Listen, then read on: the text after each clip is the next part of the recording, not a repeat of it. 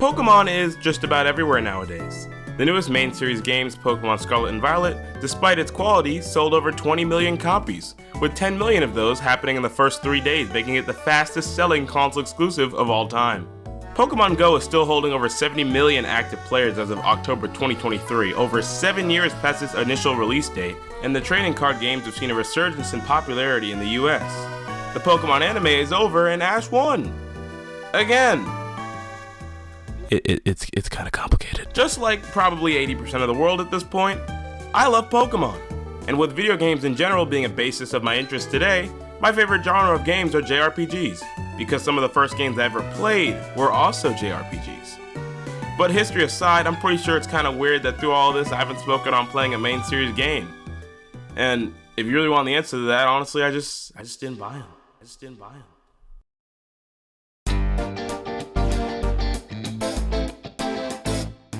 Ever since I passed the age of 12 and started having my own money, I started to think more about games I wanted. Because the question arose in my mind, would you ask somebody to buy you something that you wouldn't buy for yourself? That perspective led me to watch pre-release trailers, developer interviews, and really get a feel for what I'm buying. The first Pokemon Sword and Shield trailer dropped and oh my god, wow, it's so cool! And so what that means for Pokemon Sword and Shield is that players will be able to transfer their Pokemon from Pokemon Home only if they appear in the Galar region Pokedex.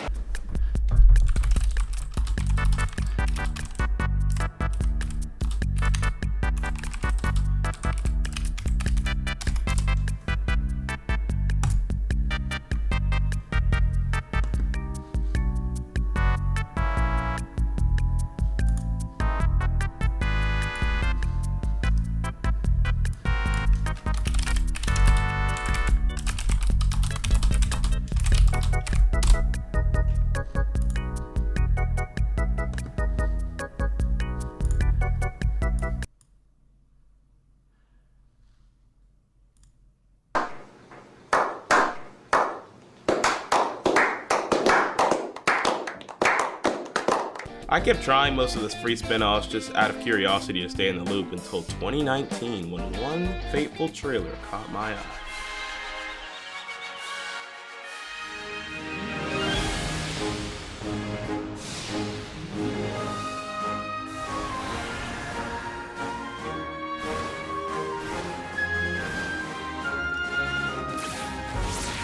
Let's go, Stoutland!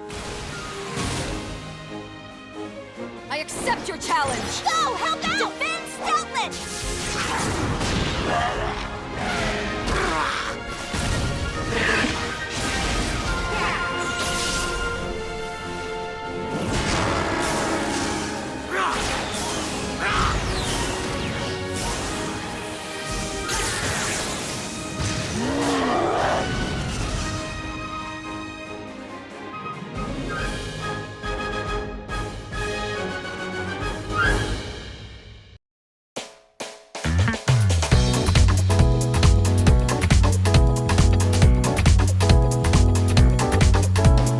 Twenty 2019 saw a new Pokemon free-to-play mobile game with the premise of trainers from past regions teaming up.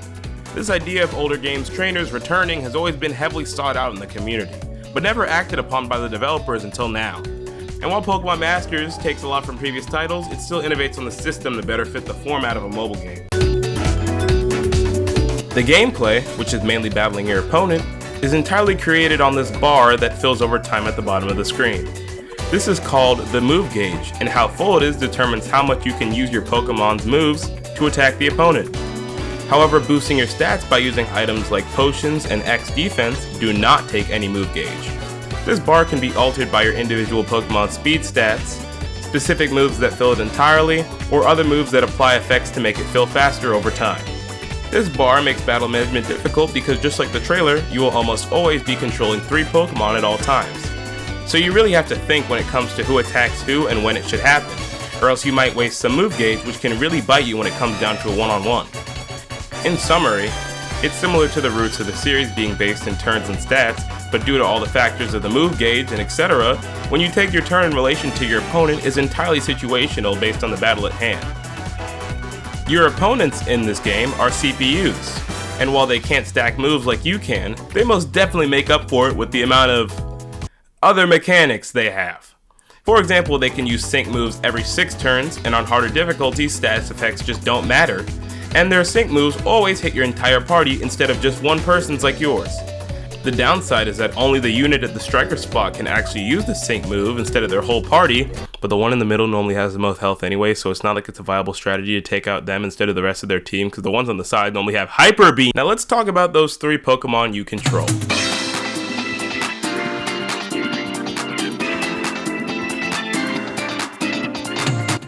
The units of this game are called sync pairs. Sync pairs are Pokemon and their trainer working together.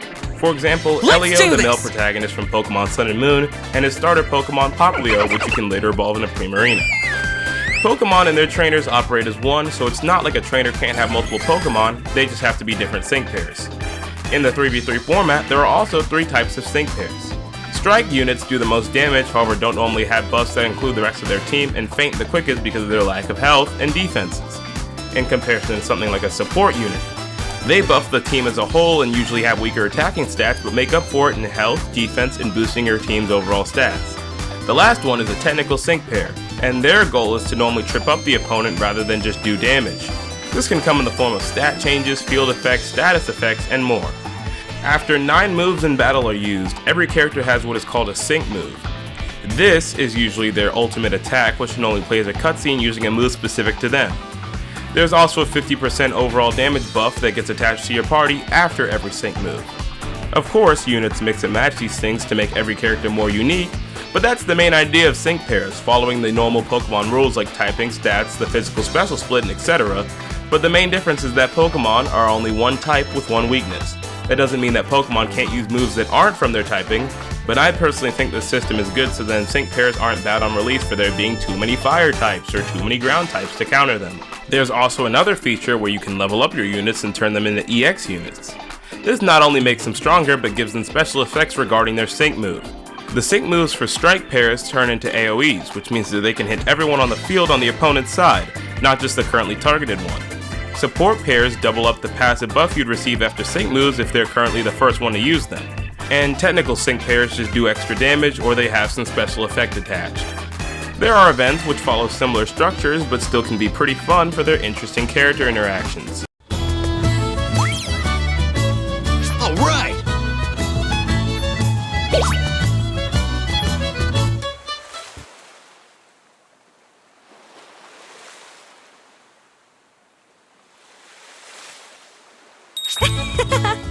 And for the challenge on harder difficulties.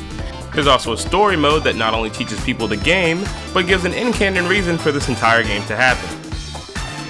You want me to explain it, don't you? Okay, fine. This is an artificial island called Pasio. There are no wild catchable Pokemon, so everybody is from different regions. There's a big tournament called the Pokemon Masters League. You want to win the Pokemon Masters League, but to participate you need 5 badges from the PML leaders. But you also need people to join your team because Missy and her Starmie are not winning you grand finals. Along the way you meet Lear. Lear is the founder of Pasio and he runs the place, but he's mean and also doesn't like you. Why, you ask? Because of rival inferiority complex. Lear doesn't believe in the power of friendship, so he can't use sync moves. This is Team Break. Team Break is evil. Why? Artificial conflict. They steal Lear's favorite Pokemon. Lear is sad. They save Lear's favorite Pokemon. Lear now believes in the power of friendship because it directly benefited him one whole time. Oh yeah, and then you beat Red, Blue, and Leaf in grand finals. After the story mode, there's the villain part of the story, which featured Team Rainbow Rocket from Pokemon Ultra Sun and Moon running around and causing messes. And no, I'm not explaining that one. After that, there are gauntlet-style fights against legendary Pokemon which provide interesting gameplay because you get rewarded for minimizing the amount of sync pairs needed to take them down. But they also change type weaknesses halfway through the fights. The last relevant mode is Champion Stadium, where you fight the Elite Four and champion from any region 1 to 7 depending on what's currently up on the monthly rotation. And that is a general run through of what you can do in Pokemon Masters.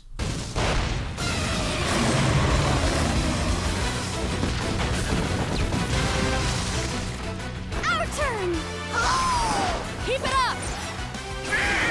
Slow it down! Over time during the cycle of the game, they've introduced newer mechanics to the battles from the main series.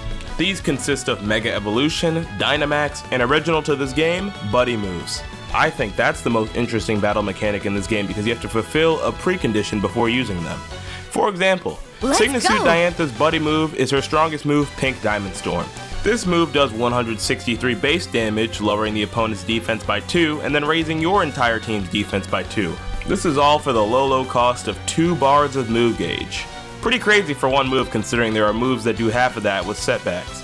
However, the precondition is that you need to have the skill Rock Wish active, which makes the whole field's rock damage go up for a limited amount of turns, similar to something like Tapu Koko's Electric Terrain. You can only use it twice before you're stuck with only Rock Tomb, which is not necessarily the greatest upgrade. And sure, not every buddy move's precondition is that interesting. There's a lot of, oh, you inhaled oxygen, now you can screen wipe the team, yay, you won, yay! But there's enough in this game to make up for it in my eyes. Team building is more of a newer thing in this game because back when this game came out, the player's damage output was so much higher than the opponent's, you didn't even need a good defense. Realistically, you could just speed blitz the entire team and it would all be over. You can have really good units, but if you can't figure out how to make them fit together, it can't be very reliable. A good team needs structure with proper defense and offense, and something that allows the units to stay alive in battle while performing at their highest. So over time, they've not only introduced more difficult battles, but one of my favorite mechanics, Theme Bonus. Theme Bonus categorizes every unit in the game by what defines them, and everything that is important to their character. For example, N and Zekrom's theme skills are Electric, Unova, Rival, Villain, and Unova Adventurer. All of this relates to him as a character, and he shares these tags with other characters he's normally associated with, like Hilbert. Pair them with someone like Nate, and you might have a good physical strike team. But what happens when you take every factor I just discussed to the max, and make one of the best teams in the game? Well, you have.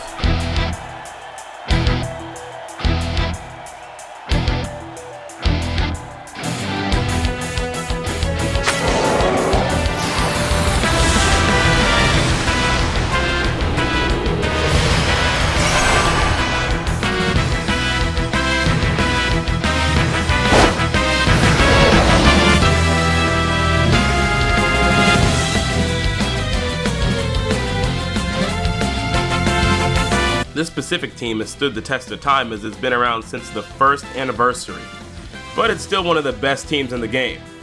So first we have Signatude Red with his Charizard. This unit's a big deal because he's on most of the marketing for this game, but it took until the first year anniversary to actually play as him. But overall, he's one of the biggest damage dealers in the entire game as a strike unit, with strong moves like Blast Burn and after he Mega Evolves, Flare Blitz. His main issue is that he has incredible offense, but that pretty much leaves his defense wide open. So if he gets hit, he's But this is where Signatude Blue comes in with his Blastoise. He can become the game's best tank through multiple passive skills.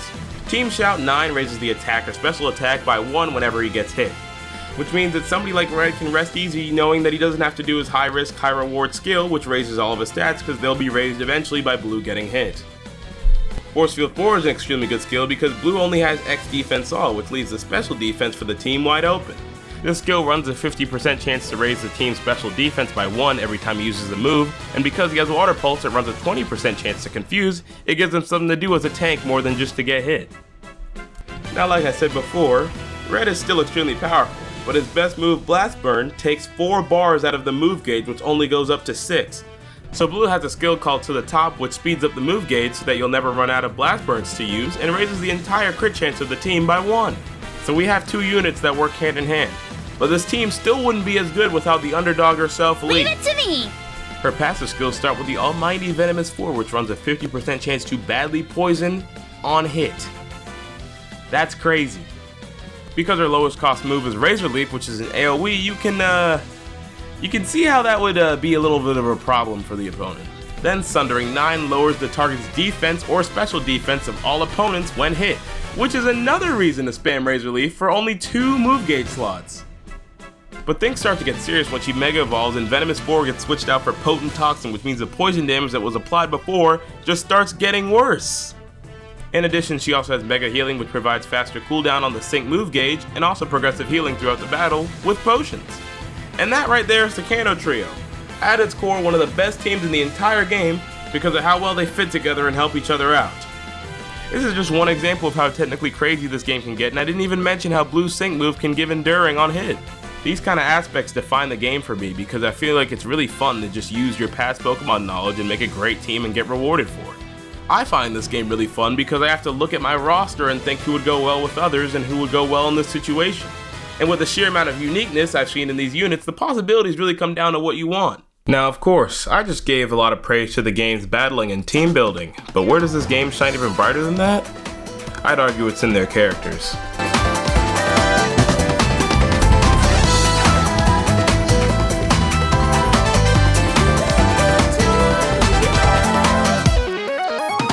Pokemon has always been a series that has you, the protagonist, as a self-insert to all the events around you.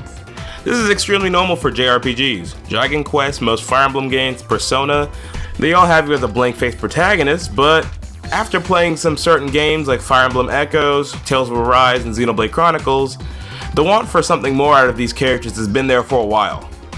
And Pokemon Masters delivers. These characters have voices, are really well casted and performed, distinct personality traits, and more importantly, the interactions with other characters just feel like they put so much soul into this game to make them feel more like characters than avatars. Something else that helps our case is the special alts for characters. Of course, you have your summer, your winter, your Valentine's days and anniversaries, but the really special ones are the Signa suits, the villain events, and the Neo champions. On the topic of the Signa suits, the Sync Pair trainer normally is wearing clothes or their entire color scheme of their partner Pokemon to show their bond. For the villain events, normally the villain from the corresponding region shows up, and the protagonist group normally has to team up with legendary Pokemon to stop them. This is not only really cool because of the fan service aspect, but most of them are Signa suits. Now let me just tell you, when you're playing Pokemon Soul Silver as a kid and you catch Lugia as Ethan, and then when you grow up and you see him like that, it just feels like you come full circle, you know? And surprisingly, they don't only have to be the protagonist. For example, they picked all the trial captains to show how Alola works together and don't do things alone. Now for Neo Champions, there's always a competition to decide who can be the Neo Champion of their region, because there's always the actual champion of the region as a playable unit. This is cool because it feels like a special event that happens infrequently, and while the pool of characters to be chosen as the winner is only really the popular ones, I think it's great for units like Nate. Nate is someone who has one Sync Pair and no alts, so giving him the spotlight over someone like Rosa, who just happens to have 4 separate alts, is really nice. It's just cool that Nate gets this opportunity to himself and they don't, okay, you just couldn't help yourself, could you? But the same thing that happened to Nate happened to Caleb, so they gave him one too. And as a finishing touch, some of these outfits are just off the chain in creativity.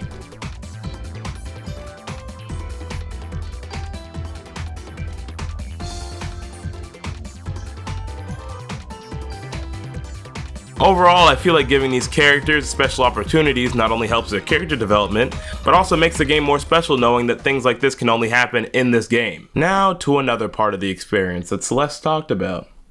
I will preface this section with this: if you do not like Pokemon music, I mean by all means just skip this section because we will be talking about it extensively here.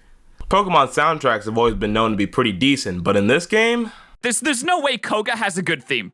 It's just not gonna happen.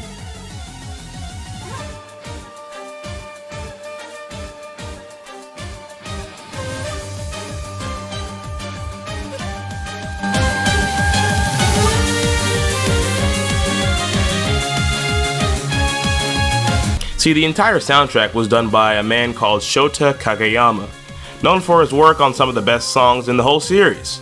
He mainly worked on the soundtracks for Heart Gold and Soul Silver, Omega Ruby and Alpha Sapphire, remixes for the Smash Bros. Series, and one of my personal favorites, Pokemon Black and White and their sequels. The best part of this is that the way the game is structured, a lot of these characters have their own themes, and considering he's probably made their theme at some point, he gets to go a little crazy. This part of the game also helps breathe life into these characters. Take Grimsley for example. His whole thing is that he likes to gamble, so they added a little jazzy flair to the Unova Elite Four theme, because that's where he's from.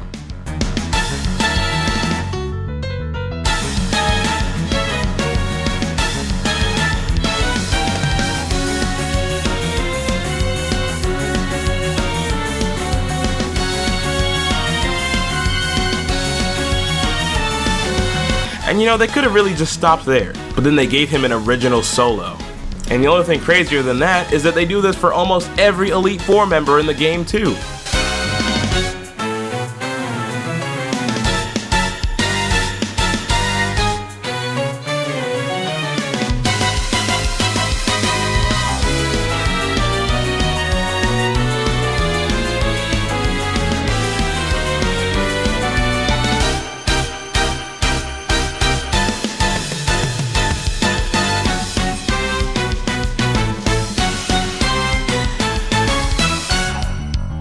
Kahili's theme takes both of her themes from Pokemon Sun and Moon, but then turns up the tempo to match a battle.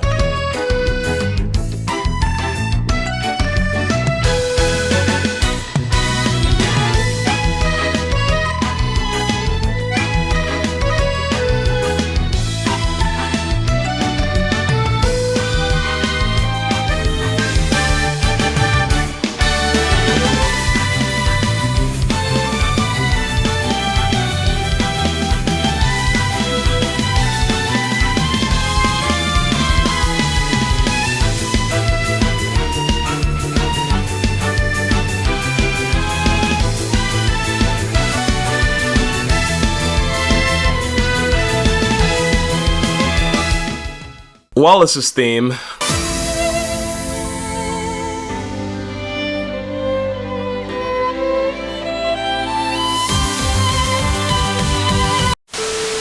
Professor Sycamore was the first professor in the series to ever battle the player, but back in X and Y, he just used the trainer theme. So they grabbed his iconic encounter theme and made it his solo.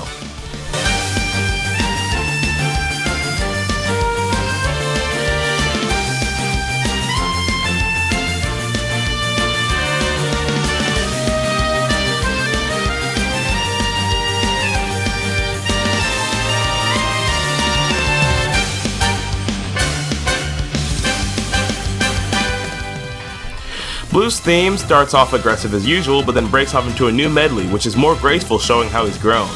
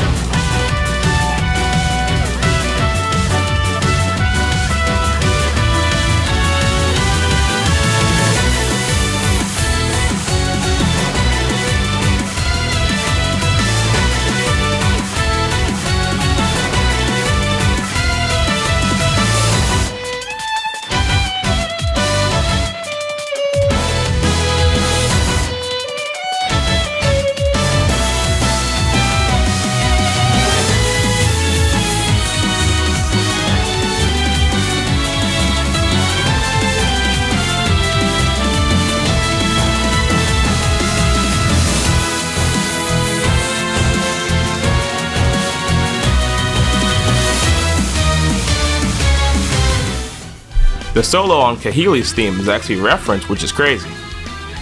The solo is a remix of Heihei City from Pokemon Sun and Moon. But why, you ask? It's because Kahili's dad owns the Grand Hotel, the main attraction of the city.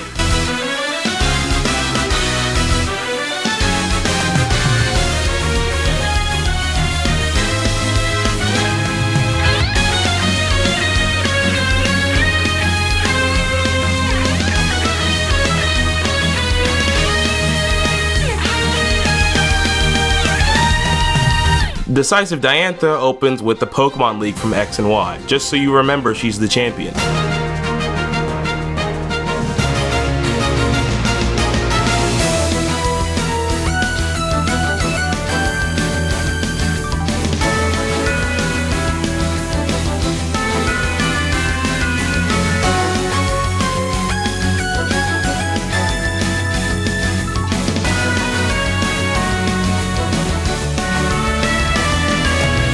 Battle Solgaleo and Lunala has an amazing flute section, which is a reference to how they were summoned in the first place.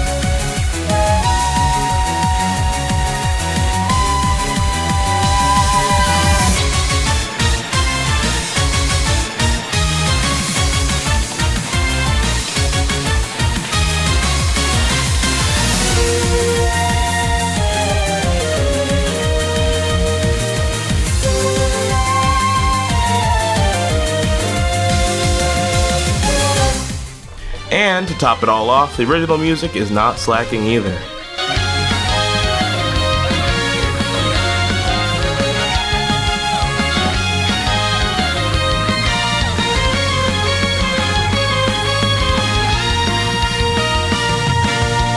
I love all the music in this game, and I really hope that if they have a game with a similar premise, they should bring this guy along, because he's clearly doing whatever it takes to bring justice to even the most unpopular characters. And as a longtime fan, I feel like this right here is the kind of long-term effort the series deserves in retrospect. But as all good things come to an end, we now have to go on to the negative.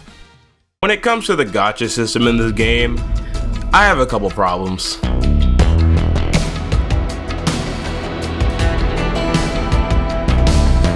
Like I said before, when building a good team, it's easy to think about what the battle needs and how your roster can support it. But Pokemon Masters EX is an extremely tactical game with harder difficulties, and there's no army without its men, so you just have to use the gacha system to get your characters. Now, this part of the equation is perfectly fine. However, the problem I have is, why does it cost 3,000 gems for a 1/10-fold summon? The issue is that the game does not have a solution to sustain free gameplay, which leads to content droughts during the summer. And it's not that they can't run old events, they just choose not to and run a corresponding villain event for the 4th time that year. I understand the whole point is to make money to keep the servers alive, but let's just break it down first. This game's main goal is making money. Therefore meaning it creates a shortage of your fake gambling money so that you spend real money on more fake gambling money to create a higher chance of getting what you want.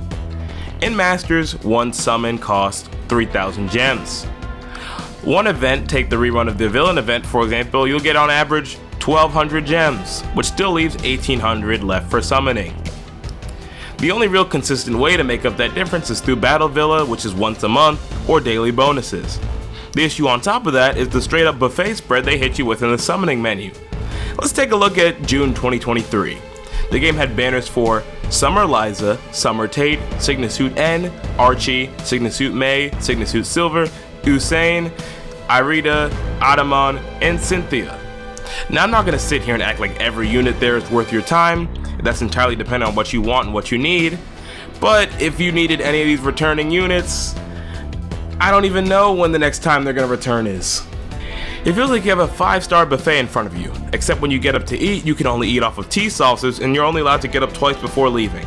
And I get that the rates here are better than most mobile games, but the feeling of building up to 1/10-fold someone after a week just to get with the shaft, and yes I know it's a mobile game so the shaft will always hurt, it just feels like you're missing out on these characters from a content standpoint. It's entirely different from missing out on something in like an online PvP game like Dragon Ball Legends. The only thing you were missing out on by not having Ultra Vegito Blue in July 2023 was being the one who won the fight. A game like this is almost entirely single player, and you just straight up not being able to get to experience these characters' voice acting, animations, and team building potential, it just feels like you're getting less game.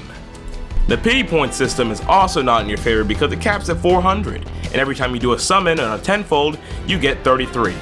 Run the math on that, and you have to get 40,000 in paid gems or 36,000 in non-paid gems to get to that number. And that's on a reset timer that goes anywhere from 2 weeks to a month. And we've already discussed how hard it is to get gems, so it just feels a little unfair. My solution is that if paid gems give you more pity points, then it would make more sense, but they simply don't. And I guess you could say, oh, you could just buy the character outright, but nobody's saying is ever doing this, okay?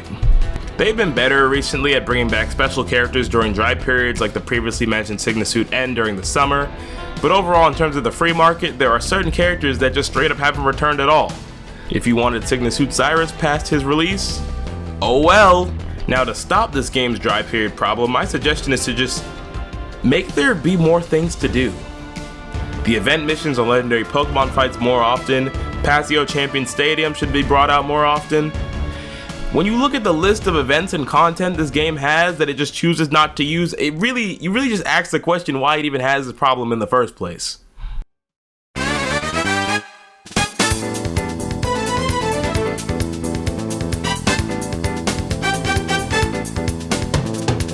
So I initially wrote the script in June 2023. With this video coming out in January 2024, they've added a lot of stuff. So let's go with the big one.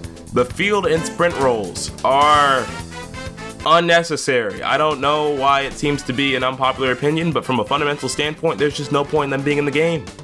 A sprint role is normally filled by any offensive focused tech or strike unit that have passive skills, like Signa Suit Red, Signa Suit Mei, Rei and Decidueye, Akari and Samurott, Valentine Deliza, Ottoman and Leafeon, Signa Suit Ethan, Neo Champion Red, Neo Champion Nate. And the last two on that list were released after sprint pairs came out. So once again, sprint pairs are supposed to lower the sync countdown so you can hit your sync move more often. It sounds good, but it seems like clearly every offensive focused unit in this game can do it themselves. So there's absolutely no point of them being in this game. Now, field units are supposed to buff pairs of the same typing by applying zone skills.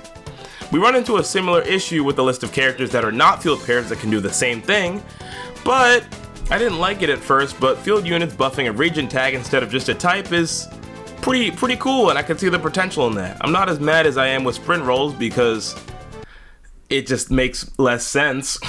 But now that I've heard they've been discussing adding even more sync pair rolls, I'm a little worried, but I'll just wait before I make any false judgments.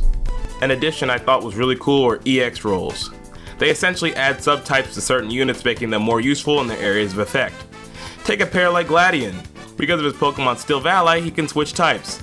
In this game, his main ability is switching to the weakness of the targeted opponent. And it sounds great because not everybody has a strike unit for every type in this game. But even upgraded all the way up to an EX unit, he just doesn't do enough damage to be worth running over someone like EX Hugh. So I see this as giving units like him a little bit of help by giving him something like an EX strike roll.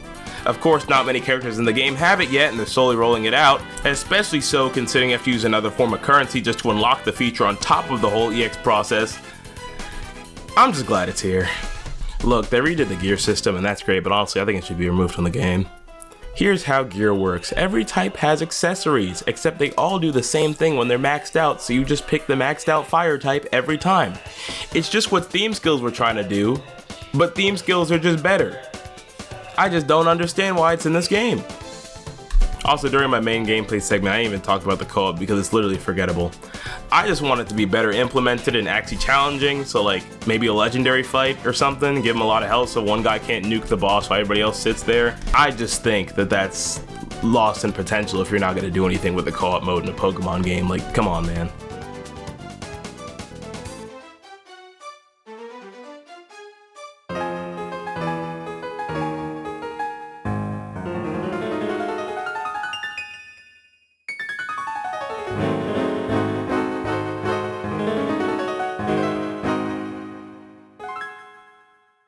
In conclusion, I feel like what's here is extremely fun and interesting, and it's nice that the Pokemon IP has made me think to win in a mobile game. All these compliments I give the game really should be taken in tenfold because I really forget all the time that this game is made by an outside studio.